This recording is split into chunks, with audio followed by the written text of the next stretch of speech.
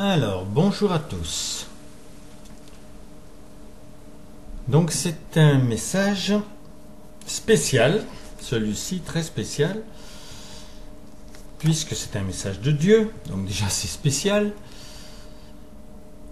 Et c'est un message, c'est une lettre ouverte en fait à tous les chefs d'État du monde, dont le nôtre, dont le français.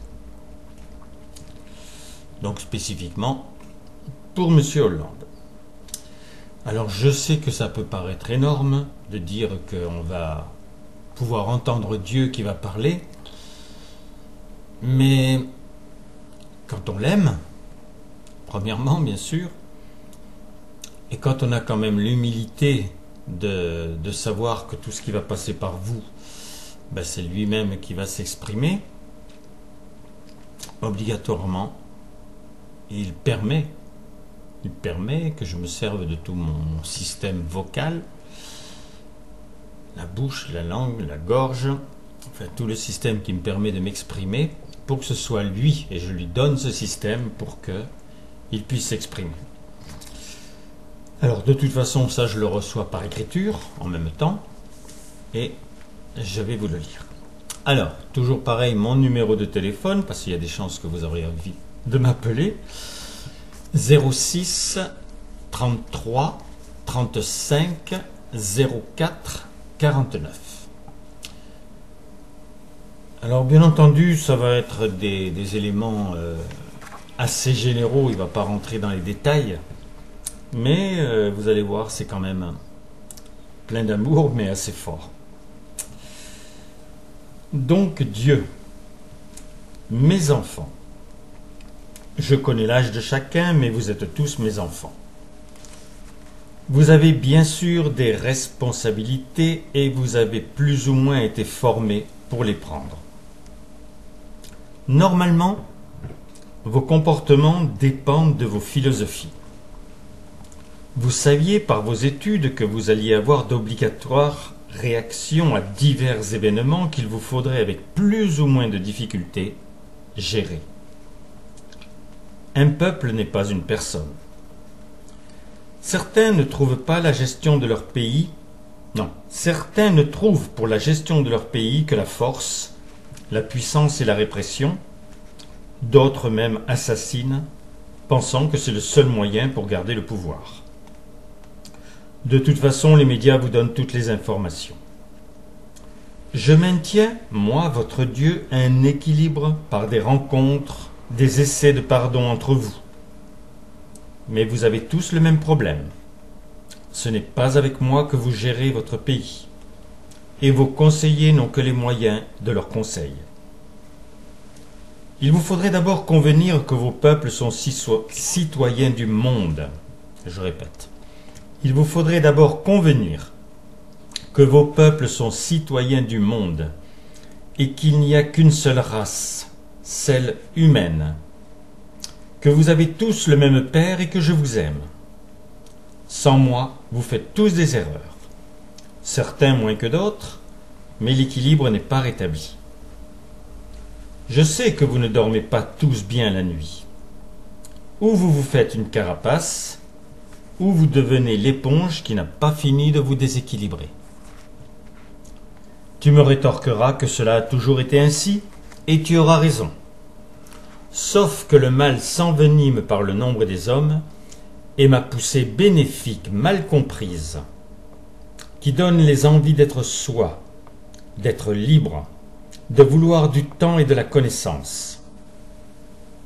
Les passés dans vos pays ont gravé leur culture, leur patrimoine, leur langue. D'ailleurs, pour votre éclairement, celle française était celle que j'avais choisie, puisque selon la promesse évangélique entre autres, en omettant tous les signes de la grande pyramide, de la fleur de lotus refleurissante, et de tout le battage en Provence en 1954 dans la presse, pour parler de la France, elle n'a jamais été aussi mal représentée. L'homme François avait des moyens, qu'il a édulcorés dans le seul souci de battre, si ce n'est d'abattre, celui pour qui la rancune ou la haine était devenue un but. La soif du pouvoir fit la suite, édifiée par des promesses, qui par mon enfant Hollande étaient illusoires. L'histoire ne retiendra rien, surtout pas le sacrement de mariage entre hommes. Pour le travail, c'est autre chose. Je vous porte vers les 2 heures de vraies activités qui vous donneraient tout le nécessaire et le surplus. Alors travailler plus pour gagner plus fait friser les cerveaux, sans plus. Je reviens volontairement sur la France, car elle se devait d'être un phare. Elle reste éclairée, en simple bandeau phosphorescent, et son statut de liberté domine dans le port d'une Amérique qui par ses choix accepte ses jougs. Je dois être entendu. À une époque, des chefs d'État ont su, enfants miraculés, conflits empêchés. Valéry Giscard d'Estaing a produit ses coins de feu. Où est l'embrasement? Il pouvait beaucoup plus. Mais quand vous êtes étiqueté, vous avez des difficultés à les décoller. Bien, je ne m'apitoie pas sur la fille aînée de l'Église. Il y a une blessure qui touche le monde. Mes enfants sont amputés ou déchiquetés par les bombes de ceux qui, pour les plus engagés, pensent mourir pour moi. Tous les croyants étant moutonneux, les loups tranchent. Vous êtes, messieurs, les chefs, mes enfants chéris, à même de continuer ou de découvrir cette violence au sein de votre peuple, sans aucune parade. Un jeune homme cerclé de bombes peut faire 50 victimes, n'importe où et à n'importe quel moment. Qu'importe les motivations, les faits parlent d'eux-mêmes. Mon nom crié, affublé d'un crime, pèse plus que le pape qui ne croit pas guérir une entorse et qui est regardé et écouté par toute la jeunesse chrétienne. Y a-t-il une solution? Bien sûr, il y en a même plusieurs. Si tu parles français, tu peux... Non, tu dois lire les 3 livres que j'ai écrits de ma main. Sinon, tu peux recevoir un homme qui parlera ta langue. Et comme je l'ai enseigné et nourri de vie, tu pourras, dès que ta bonne volonté aura produit quelques preuves, me voir intervenir en tout-puissant pour l'économie, tes écoles, la sécurité, l'essor de ton pays. Et tel l'éclair, je produirai de l'Orient à l'Occident, ou le contraire, la traînée de poudre bénéfique qui embrasera de lumière tout point de ville inscrit dans son sillage. Oui, j'extrapole, mais cela fait 20 milliards d'années et plus que je me suis construit ce que tu appelles un rêve, et qui en fait était le défi de tirer de moi une substance qui m'était totalement assujettie, et de lui insuffler la vérité d'une liberté qui permettait son autonomie totale au point de devenir un être pour l'éternité. Tu as un 3e moyen. Sur le monde sont donnés des sacrements dominicaux qui, avec un léger rituel, te permettra d'entendre ma parole en direct. Tu pourras me questionner, et dans cette communion constituée, je t'imbiberai de vie, pour que tu n'apprennes plus à être un chef, un maître ou un roi, mais une présence, en fait une somme de volonté que révélera le cœur dont tu es doté. Si tu n'y crois pas, je le fais pour toi. Imagine ton gouvernement, qui n'a plus besoin de s'ingénier à protéger ses frontières, puisque lui-même ne met plus rien en œuvre pour envahir son voisin. Imagine ton énergie seulement et totalement dévouée à ton peuple, âgé, mature ou adolescent, sans plus de maladies, d'accidents ou de morts diverses prématurées. Je rêve un peu, mais voilà ce que je nomme la cité.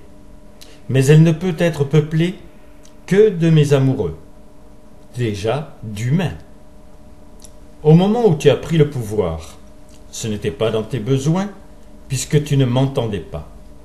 Mais même édulcorée, ta philosophie était noble et pure, jusqu'aux jalousies de ceux qui veulent ta place, jusqu'aux opinions de ceux qui t'ont élu et qui te blessent, jusqu'au cumul de drames se ressemblant toujours, mais vrillant de plus en plus ta sensibilité.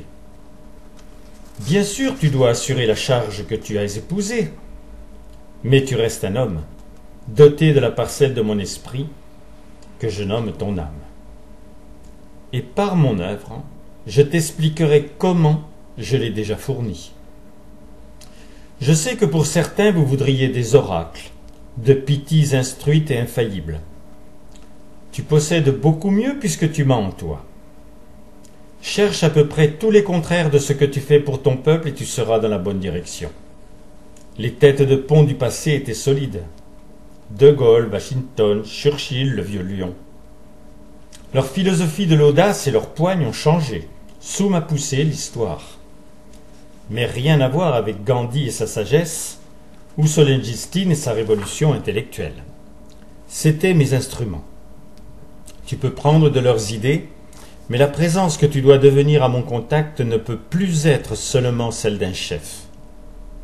Certaines peuplades que certains osent encore nommer sauvages sont par leur culture, l'école de la nature pour leurs enfants, et leurs rituels mortuaires, par exemple, grâce à leur patrimoine religieux, beaucoup plus près que vous, qui êtes obligés de ménager la chèvre et le chou, quand ce n'est pas la hyène et sa proie. Ce monde-là a vécu. Il ne reviendra jamais. Les régimes totalitaires n'ont plus droit de vie. J'ai sauvé l'humanité. Ce n'est pas pour qu'elle vernisse ses jougs. Vous aspirez au bonheur, à la liberté, à la prodigalité, aux connaissances, et personne, bien entendu, ne veut les mêmes. Surtout plus maintenant, puisque je m'intéresse à tous en tant qu'individualité. Cette parole, c'est la mienne. Elle abolit les privilèges obtenus autrement que dans le bien et révèle, et tu l'éprouves, les valeurs qui sont ta nature. Je ne te juge pas, je t'éclaire. Fais bon usage de cette missive, car mon œuvre ne s'arrête pas. Prochainement, c'est une lettre ouverte à tout le milieu médical mondial que je vais transmettre. Quand je parle de santé, je ne le fais pas comme un médecin. Amour, mes chéris, votre Dieu.